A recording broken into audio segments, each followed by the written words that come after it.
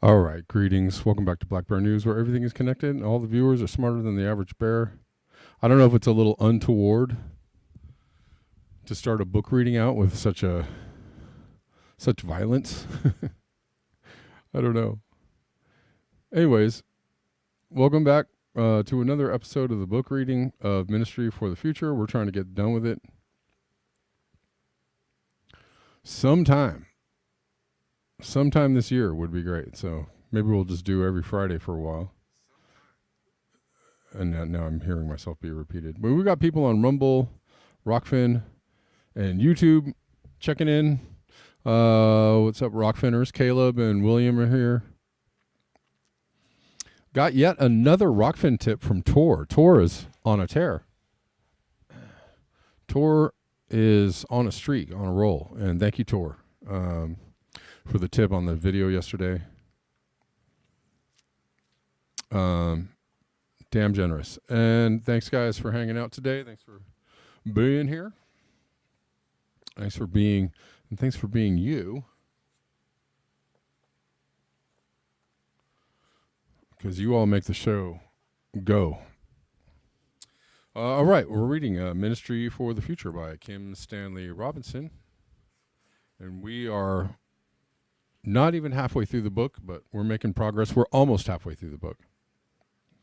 The chats are open. If you want to, say something, say hello, like the video, say what's up, banter, if you will, amongst yourself. Looks like Rockfin is the only place that's happening, but that's okay. I'm sure people will eventually start filing in. All right, this is I've got to start now because I'm going to have to end early on. I apologize in advance for having to end early. I don't even have an hour today, so about 45 minutes or so. Chapter 42. Oh, you're welcome, Bella. You're welcome. Chapter 42 asked Mary for a meeting with her and Dick Bosworth to go over some of the economic plans the software team was developing.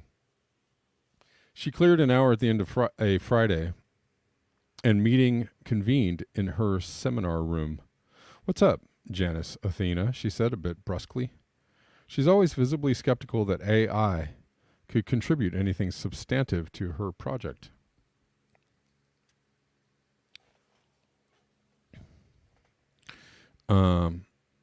Went to the whiteboard and tried to show her how AI could help.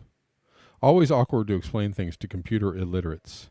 A translation problem, a matter of deploying metaphors and finding gross generalizations that aren't too gross. Started this time with rehearsal of Hayek's argument that markets deliver spontaneous value and are therefore the best calculator and distributor of value because central planning can't collect and correlate all the relevant information fast enough. So planning always got things wrong, and the market was just better as a calculator. The Austrian and Chicago schools had run with that opinion and thus neoliberalism. The market rules because it's the best calculator. But now, with computers as strong as they've gotten, the red plenty argument has gotten stronger and stronger, asserting that people now have so much computing power that central planning could work better than the market. High-frequency trading has been put forth as an example of computers out-achieving the market proper. But instead of improving the system, it's just been used to take rents on every exchange.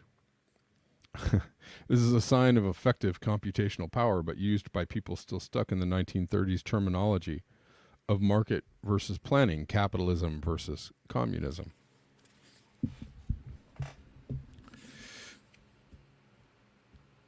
And by people not trying to improve system, but merely to make more money in current system. Thus, economists in our time. And isn't that the problem? You know, capitalism or communism might not be the problem. It's just how they're employed or deployed. It's kind of silly to argue for or against both unless you have,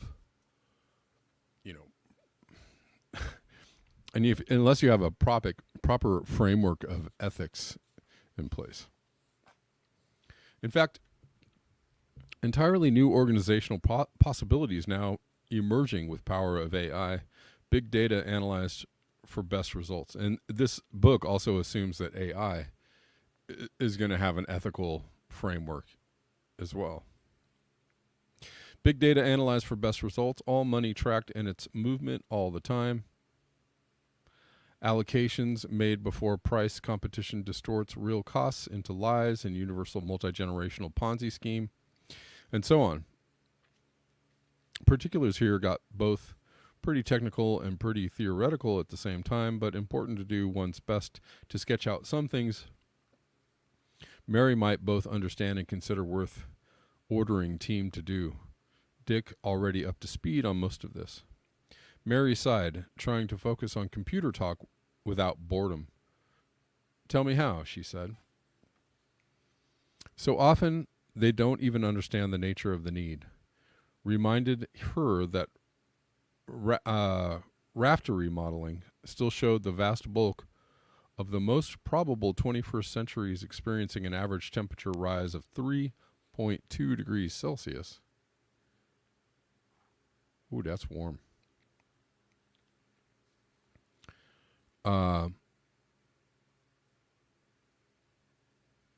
3.2 degrees Celsius. Chances of keeping average temperatures below 2 degrees C were 5%.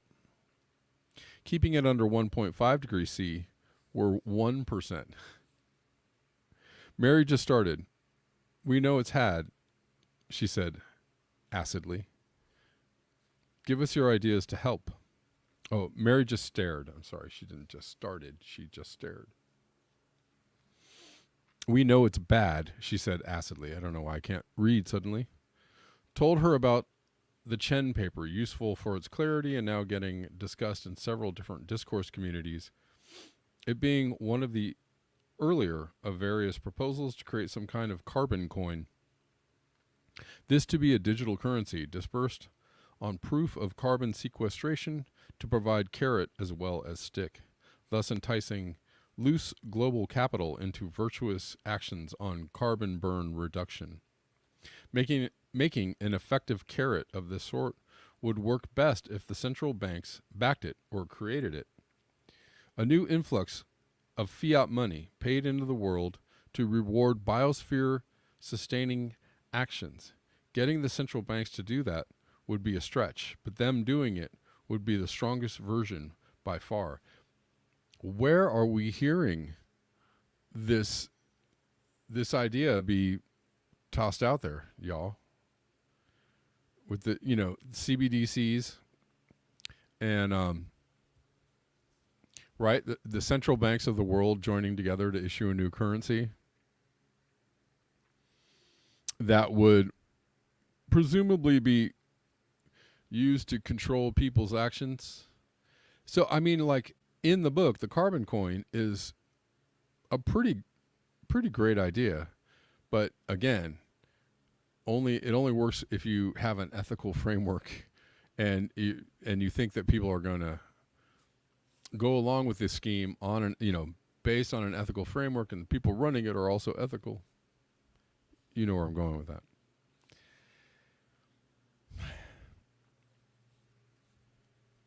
Oh, Tor, thank you. Once again, Tor. Beck is the incredible, the rhyme animal. Tor Werner hit me with a $20 tip on Rockfin. Thanks, man. Keeping Black Bear News alive. One tip at a time. Thank you, Tor. Appreciate it.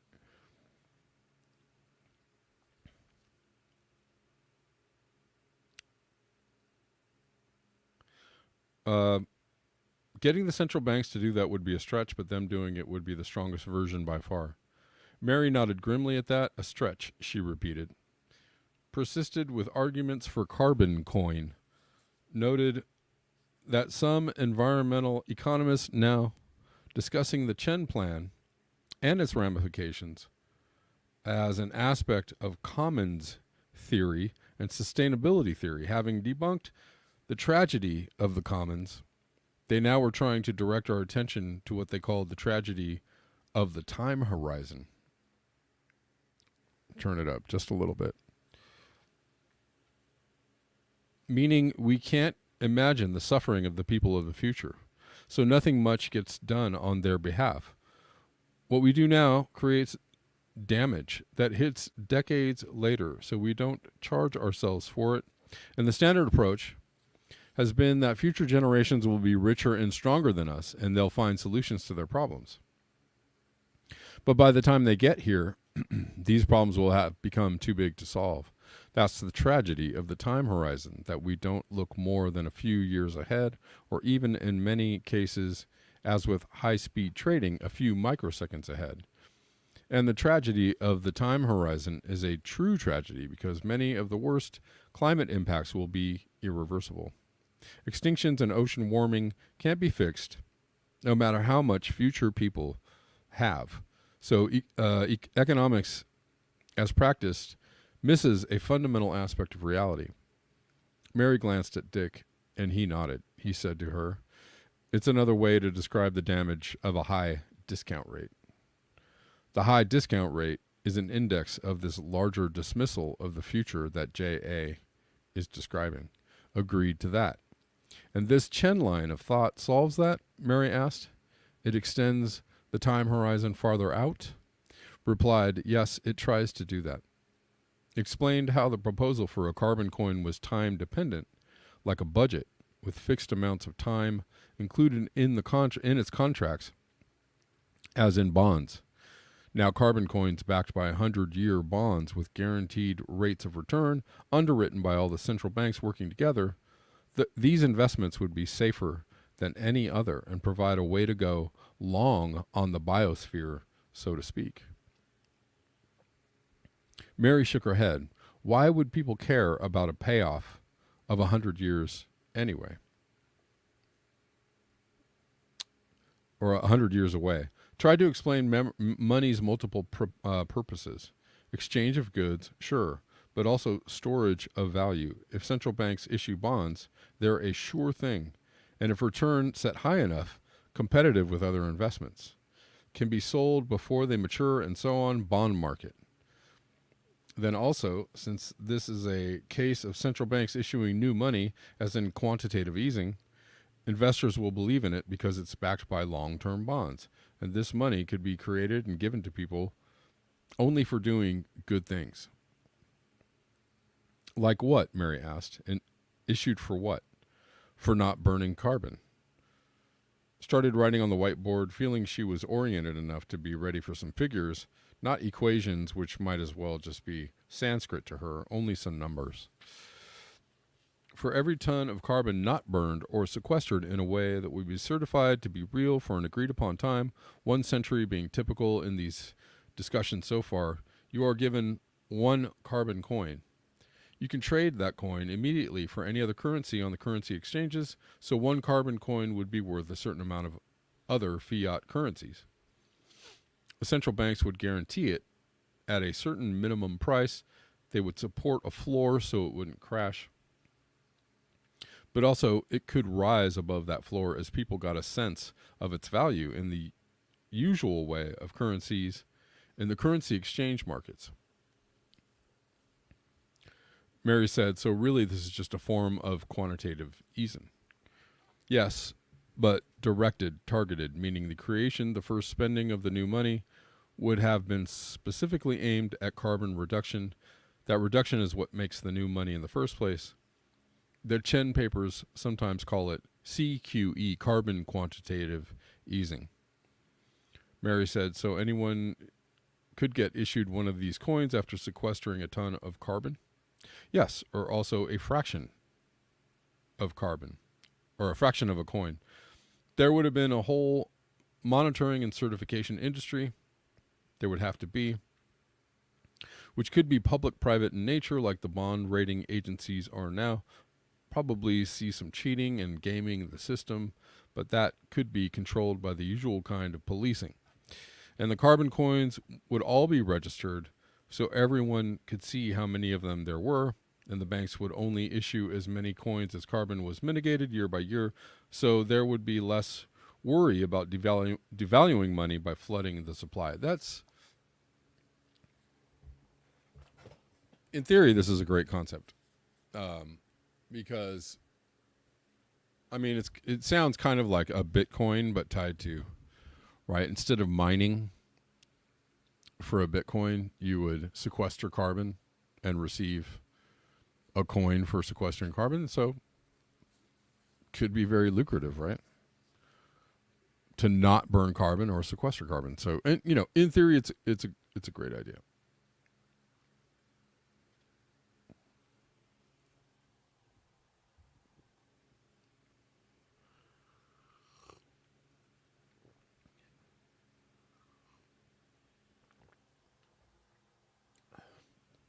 Oh, you guys are trying to reach my shirt. It's Mitchell and Ness is the company that makes the shirt.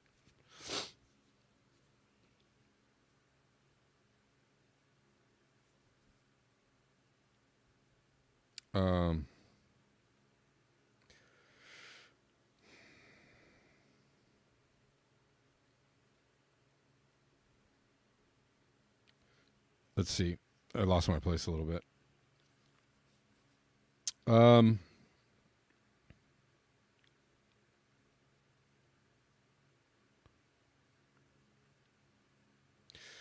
the banks would only issue as many coins as carbon were mitigated year by year, so there would be less worry about devaluing money by flooding the supply. If a lot of carbon coins were being created, that would mean lots of carbon was getting sequestered, And that would be a sign of biosphere health that would increase confidence in the system. Quantitative easing, thus directed to good work first, then free to join economy, however. Mary said, so if you combined this thing with carbon taxes, you would get taxed if you burn carbon, but paid if you sequester carbon. Agreed, and added that any carbon tax should be set progressively, meaning larger use, more pay, to keep it from being a negative tax, or regressive tax, sorry. Then it becomes a good thing. And fee baits can be added that pass some of this tax income back to citizens to make it even better. A carbon tax, thus added to the carbon coin, was said by Chen and others to be a crucial feature of the plan. When both taxes and carbon coins were applied together, the modeling and social experiments got much better results than when either strategy was applied by itself. Not just twice as good, but 10 times as good.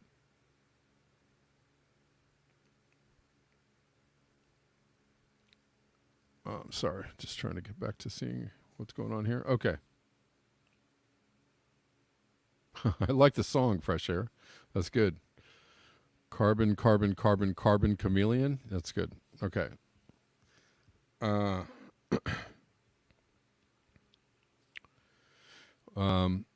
Anyways, 10 times as good. Mary said, why is that? Confessed did not know. Synergy of carrot and stick. Human psychology waved hands. Why people did what they did. That was her ballywick. Dick pointed out that for economists, carrots and sticks are both just incentives and thus the same, although they tend to assume sticks are more efficient than carrots. Mary shook her head vigorously. No fucking way, she said. We're animals, not economists. For animals, negative and positive are generally regarded as quite distinct from each other. A kick versus a kiss. Jesus Christ. She looked back and forth at us and said, it's a question of which of the two of you are more inhuman, the computer geek or the economist? Both referents nodded at this. Point of pride, in fact. Trying to outdo each other, attempt to attain Spock-like scientific objectivity, a worthy goal, and so on. Dick, quite hilarious on this matter. Mary said the nods and saw the nods and sighed again. All right. When you align both negative and positive reinforcements to press us toward a certain behavior, we then do that behavior. It's just Pavlov, right? Stimulus and response. So how could we get this started? Said if the dozen biggest central banks agreed to it together, it would go. But that's true of almost anything, Mary exclaimed. What's the minimum you think it would need to succeed? Said any central bank could experiment with it. Best would be the US, China, and the EU. India might be the most motivated to go it alone. They're still very anxious to get carbon out of the air fast, but the more, the merrier, as always. Fresh Air, press the like button. Everybody, press the like button. If you're watching and liking and watching and listening, press it.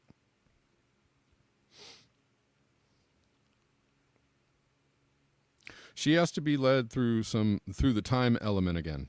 Explained how the central banks could simply publish the rate of return that they plan to pay out in the future, no matter what. Investors would therefore have a sure thing which they would love. It would be a way to go long and to securitize their more speculative bets.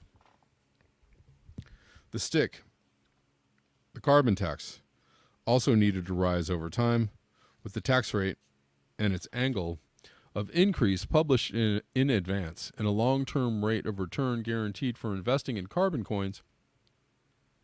One could then calculate the cost of burning carbon and the benefits of sequestering it.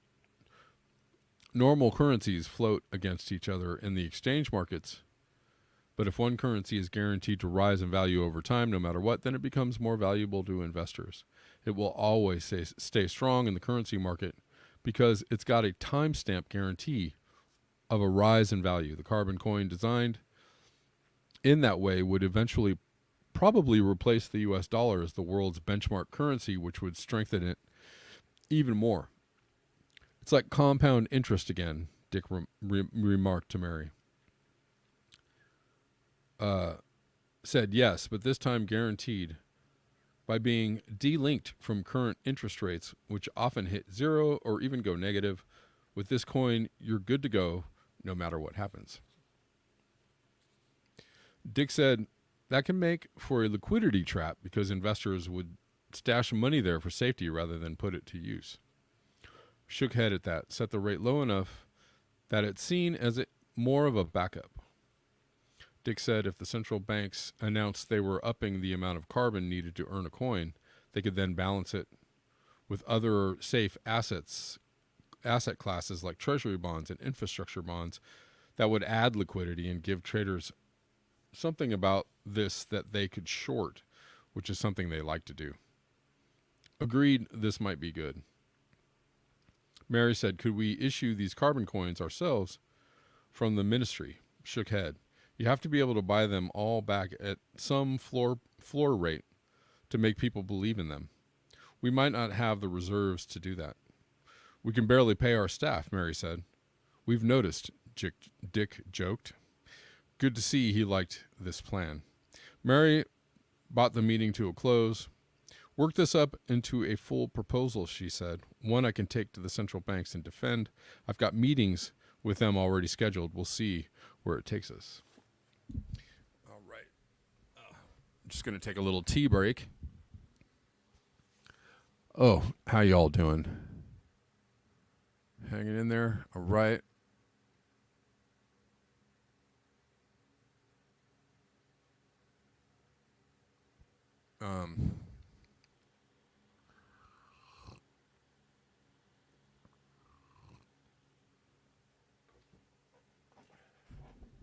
What do you all think about the carbon coin? Ridiculous, pipe dream. Theoretically, it sounds good.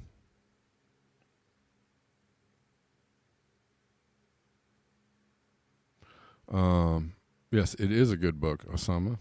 All right. Chapter 43. I am a secret, so everyone can know me. First, you must count every part of me, then translate those parts into signs that do not describe me. Together we are shackled, and with the sign that does not describe me, you can open me up and read me as I am. People will give you their promises for me, and if wrongdoers try to take me away from you, you can find me and tell the world where I'm hidden. I began as a silent speaking, a key to open every door. Now that I have opened all the front doors, I am the key that locks the back doors by which wrongdoers try to escape the scene of the crime. I am the nothing that makes everything happen. You don't know me, you don't understand me, and yet still, if you want justice, I will help you find it. I am blockchain. I am encryption. I am code. Now put me to use. I was going to say, too, that the description of the carbon coin actually sounded, somewhat aligned with Bitcoin. Bitcoin's value is in the limited supply and the fact that the amount you can mine goes down over time. It will go down. It'll go down to zero. But there was another halving recently, which has already been somewhat reflected in the price, but probably will be reflected in the future. Right? Over time. Bella bought me a coffee. Thanks. Let's see. A couple people bought me coffees. I'll thank the coffee buyers right now before I start the next chapter. Someone bought me 3 coffees. Enjoying the book reading in your channel. Keep it going. Always good stuff. You bring a positive energy and a balance. Thank you, whoever bought me those coffees. Thank you. Bella bought me a coffee. Bella says everyone can see each day. Chasing all the sense of understanding. Dancing on the power line. Chiming the sense. The storyline. We can see it. We will all believe you. That is from John Anderson. Thanks, Bella, for the quote and the coffee. Let's see. Chapter 44. The part of Antarctica that holds its ice the longest is near the middle. Between the Transantarctics and an ice-submerged mountain range called the Gamburtsev Mountains. The Gamburtsevs are almost as high as the Alps, yet still completely buried by ice. They were only discovered by overflights using ice-penetrating radar. Between this newly discovered range and the Transantarctics, there's a flat plain, surrounded by mountains in such a way that scientists estimate the ice sitting on it won't reach the coast for at least 5,000 years. In other areas of the continent, ice will get to the sea in the next couple of decades. So it's another case of location, location, location. Naturally, this point of maximum ice sequestration is a long way from the sea, and the polar ice cap there is 10,000 feet thick, meaning about that high above sea level, as the bedrock under all that ice lies just slightly below sea level. So if you were thinking of pumping seawater up onto this part of the ice cap to keep sea levels from rising, it was going to take a lot of energy and a lot of pipeline too. Run the numbers and you can see, not going to happen. Still, there were people who wanted to try it, non-quantitative people, it would seem, and yet rich despite that. Chief among these curious people was a Russian billionaire from Silicon Valley who felt Antarctica as a place to dump seawater just had to be tested. So much so, he was willing to fund the test. And you take grant money where you can find it when it comes to getting to Antarctica. At least that's been my working method. So an austral spring came when a fleet of private planes flew south from Cape Town, South Africa, where there's a permanent gate at the airport that says Antarctica. I love that. And we landed on the Rhone ice shelf overlooking the frozen Weddell Sea. There we unloaded and set up a village of yurts, Jamesways, and tents, which looked small in the vast expanse of ice because it was. Even the tourist villages at Pioneer Hills and under the Queen Astrid Range were larger. But this one served as the drop site for an ever-growing collection of specialized equipment, some of it lent to the operation by Transneft, the Russian state-owned oil pipeline corporation. The biggest piece of equipment was brought to the edge of the Rhone ice shelf by a massive Russian icebreaker and unloaded in a tricky operation, a giant pump.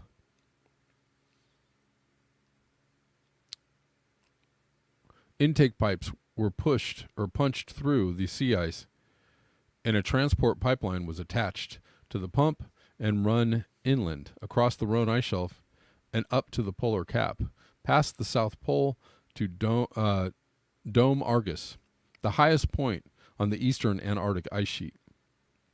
Because it was higher, this was felt to be the energy equivalent of the even more distant Gamburtsevs. The power for the pumping, also the heating of the pipeline to keep the water liquid in the pipes, was provided by a nuclear submarine reactor donated for the occasion by the Russian Navy. If it turned out to be feasible, the billionaire had explained to people back in Russia, this operation might turn into one of the biggest industries in the world and save St. Petersburg from drowning. The fact that this supposed industry would require the power of about 10,000 nuclear subs was apparently left out of the discussion. But okay, an experiment and method, sure, why not? All the ice melting around the world was now raising sea level at a rate of some 5 millimeters a year, which did not sound too bad until one remembered that it had been 3 millimeters a year just 20 years before, and this rapid rate of increase was also itself speeding up. If the current rate doubled every year, then very quickly the sea would be rising so quickly that the coastlines of the world would be inundated, and that catastrophe would greatly complicate an already tricky ecological situation. Many had pointed out that if sea level rise did increase in speed in any significant way, it would overwhelm any possible attempt to pump that water back up onto Antarctica or anywhere else. If it got as bad as even a centimeter a year, which could easily happen if things went south, the amount of water in that rise would equal a cube, roughly the size of the District of Columbia at its base, thus twice as tall as Everest. And moving that would take far more pipe than ever made in all history.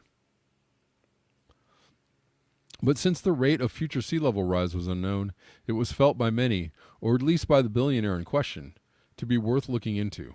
It would also provide some real cost to check against the modeling exercises, and also would test what happens to seawater when released high on the polar cap. How far would it spread? How would it affect the ice already up there, and so on. When we got the first line attached to the pump and started running it south, we took helos inland to get to the front edge of the operation, a longer flight every week. Looking down, we could see the pipeline below us, like a black thread on white cloth. It's like sucking up the ocean in a drinking straw, I said, and spitting your mouthfuls onto shore. It's true, someone replied, but if you had 10 million straws. No, I said, it's stupid, this notion.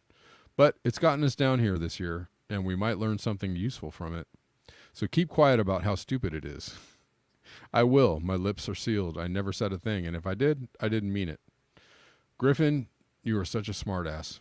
Hey, I said, another great day in Antarctica.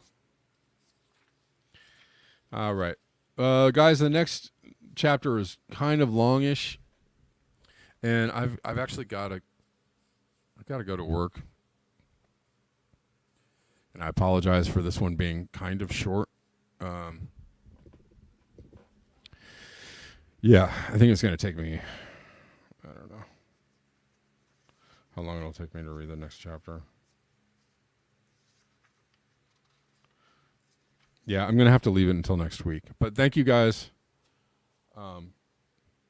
Thank you everyone who donated today. I'm going to make sure I didn't miss anybody. Thank you for the coffees, everyone.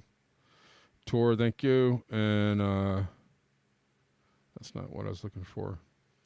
Just yeah, I'm going to see you guys. Yes, DB Cooper. I did say finger that up thumb button. Yes, I did. Everybody. All right. I'm pretty sure that's everyone.